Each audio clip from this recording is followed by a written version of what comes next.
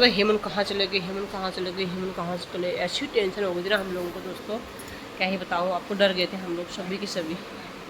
तो दोस्तों अभी उठ रही हूँ, पता है कितना टाइम हो रहा है, 2 बज रहे हैं, 2 बज रहे हैं। देखो अभी आपको सही लग रही हूँ, मेरी आंखें देखो पूरी सूज गई हैं।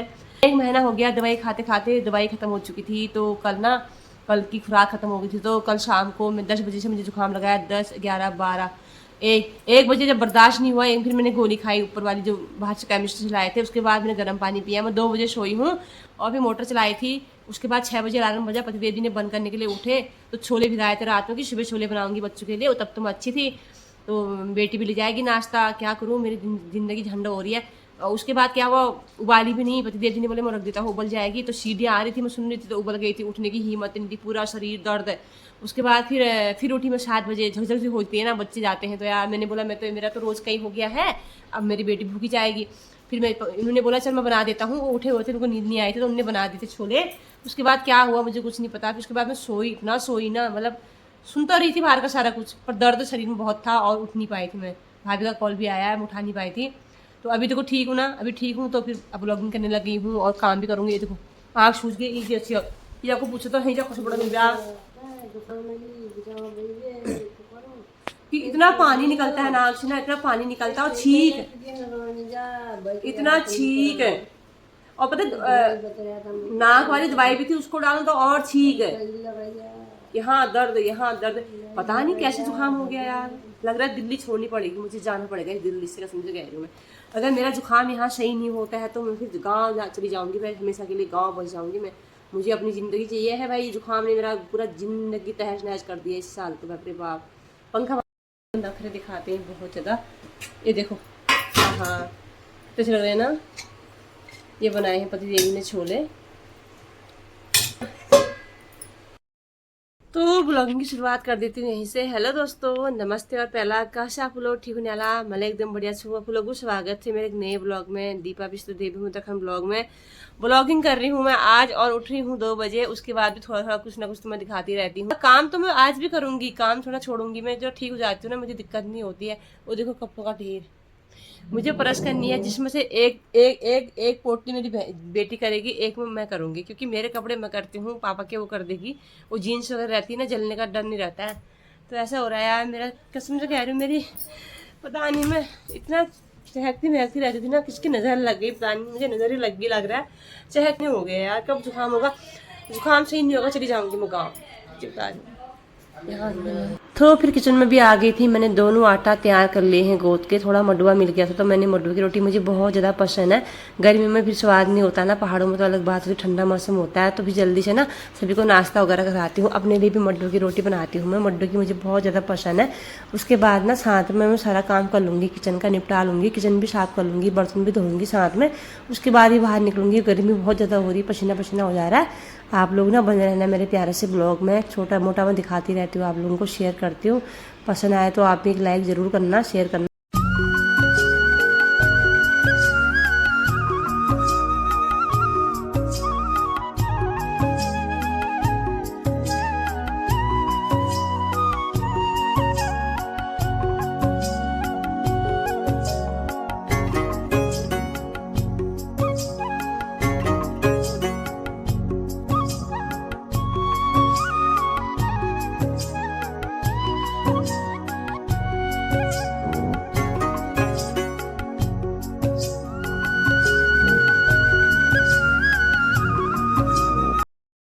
तो मैं किचन में आई ना, सभी को नाश्ता बना के दे दिया है मैंने और सबने खा लिया है, बस मैं रह गई हूँ, नहा धो के खाऊंगी। फिर मैंने बोला यार किचन साफ ही कर रही हूँ, साथ में बर्तन धो देती हूँ। ये भी मैं ईजा के लिए कर रही हूँ, नहीं तो ईजा आ जाती है बर्तन धोने के लिए किचन में। ये कढ़ाई बहुत खाली हो चुकी है, पतिदेव ने डसा दिया है इसको, साफ नहीं होगी, बाद में हो जाएगी। तो फिर ना ईजा धोने आ जाती है, कभी कभार तो चलता है मुझे ना डेली बर्तन वर्तन मांझेगी, मुझे अच्छा नहीं लगता, वो भी बीमारी रहती है। तो मैंने बोला, फिर वो आवाज़ दे रही मेरे को, टीवी में ध्यान था ना तो ध्यान नहीं दिया। बाद में जब मैंने बर्तन मांज लिया ना, फिर कह रही कि यार मैं मांजती तो नहीं, क्यों मांजे। तो मैंने बोला कोई नहीं, उसी की वजह से मैंने बर्तन साथ में मांज लिए। आप लोग बने रहना यार प्यारे से ब्लॉग में मेरे आगे तक। तो नहा धो के आ गई हूँ मैं और अभी तक टाइम 4 बज रहे, 4। इतना लेट उठी ना मैं, आज अब मैं खाना खाती हूँ, मैंने खाना भी नहीं खाया है। आज पूजा पतिदेव जी ने करी है, आज मैंने नहीं करी पूजा वगैरह। जय माता की बोल दो आप भी। और यहाँ पर ना साक्षी याद क्रश कर रही है, मैंने बोला कर दे बेटा, मेरे तो ऐसे हो रहा है। सामने देखो गाने चल रहे हैं, यहाँ प्रेस कर रही है क्या लाफ्टर शेफ। हाँ इसको देख दिया उसको चल रहा है ना, तो यहाँ प्रेस के साथ साथ लैपटॉप में देखा जा रहा है इसका क्या था लाफ्टर शेफ। हाँ वो देख रही है ये फिर इसके पापा के प्रेस करने हैं। मैंने बोला यार मेरी भी कर देगी खरीब, मैं बताती हूँ अभी कर रही है। तो यहाँ पर मेरी बेटी का चश्मा ना नाक पर आ गया, नाक से नीचे गिरने वाला है, उसे पता ही नहीं है। वो लैपटॉप देख रही है और प्रेस कर रही है साथ में, देखो गिर जाएगा ऐसा लग रहा है मुझे। ये देखो प्याज अच्छा लगता है छोले में काट के डालने में खाने में। दही भी है, थोड़ा दही भी ले लूँगी जो कि मैं आज ज़्यादा खाऊंगी। मटर की रोटी मुझे बहुत पसंद है, तो 3 रोटी है 3 खा लूँगी मैं। रोटी में है मेरा दही, तो दही भी डालूंगी ना। खा लेती हूँ यार रोटियाँ और खा लेती हूँ मैं। ईजा ने भी खाई रोटी, ये लोग आप लोग खाओ तो खा लो।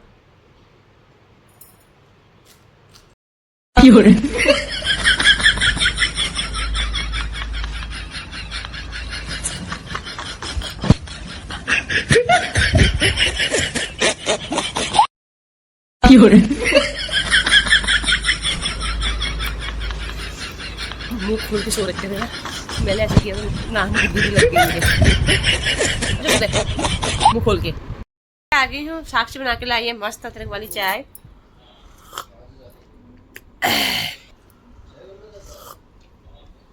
कहाँ मैं ऐसे चुलबुली दीपा, कहाँ वो जुकाम वाला मेरा दिमाग खराब कर देता है यार। अभी मैं ठीक हूँ तो ठीक हो रही हूँ, देखो मस्त हो रहा है। मम्मी चीनी नहीं, मेरी गुड़ खत्म हो रही ना, इसीलिए मैं देखो चीनी खा रही हूँ। हमारे में पहाड़ में ऐसे भी खाते नहीं, जब मैं नानी और चाट की खाती थी।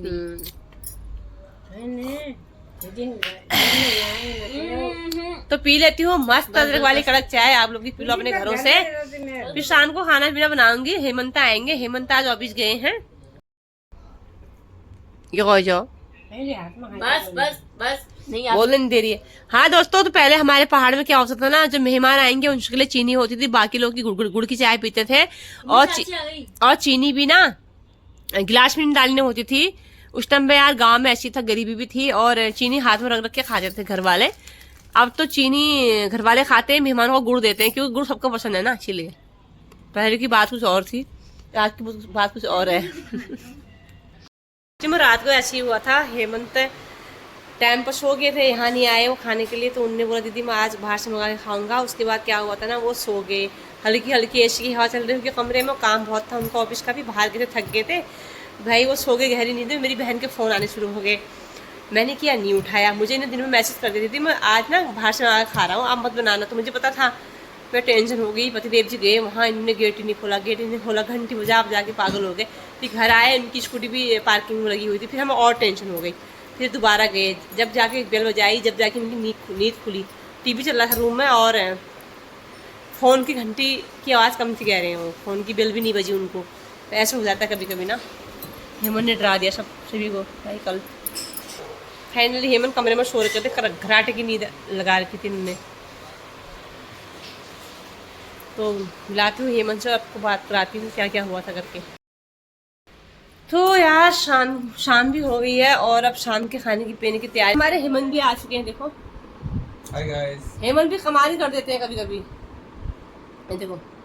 मैं क्या करता फिर पता है यहाँ फोन आने लग गए, दीदी हेमंत फोन नहीं उठा रहे, कहाँ चले गए। फिर भाई साहब उसकी चिंता हुई, इसलिए उधर फोन आया, वरना कोई फर्क नहीं पड़ता। हाँ नहीं तो जैसे ना बात तो करते हैं हम लोग, लेट सोते हैं, तो कल जल्दी सो गए थे, ठीक है 10 बजे सो गए थे, अकेले हैं आजकल, ये बच्चे होते तो 12 बज जाते। तो मेरी बहन का फोन आया, फिर हम चिंता में आ गए। फिर वो गए थे मेरे पतिदेव जी को देखने के लिए, 10 बेल बजा दिए, उठे ही नहीं। वहाँ हल्की सोती कमरा बंद था, हाँ चला था, एसी चल रहा था, तो वो आवाज में ना सब बंद हो गया। फिर बहुत गर्मी आ गई इनको। फिर वो घर आए, उन्होंने बोला दीपा पार्किंग में तो स्कूटी है उनकी। फिर हमें और टेंशन हो गया, हमने बोला कि मैं घर पे ही खाना खाऊंगा। हाँ कल रात को नहीं आए ना यहाँ पे, इनने बड़ा पंगा कर दिया था रात में भाई, हम सब टेंशन में आ गए थे, बाप रे बाप। क्योंकि आपने ऐसा क्या सो गया था, तो सो गया क्या करता था।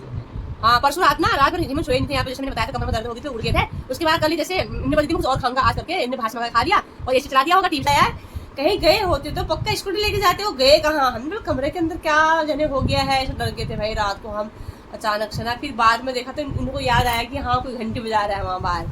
तब लगा कि सच में पता नहीं बहुत गहरी में गया लेता तो ये और पीटते कोई निकलता बाहर और देखता कि ये सांप से निकल के आ रहे हैं, अरे फटाफट पहला पता है वो तो अच्छा हुआ थोड़ी देर। फोन करा, मैंने कहा एक काम कर, तुम मकान वाले को फोन हाँ लेने वाले करने वाली थी वो। हो जाता आंटी बोल हाँ। अरे सो कैसे सो रखा तेरे को हैं?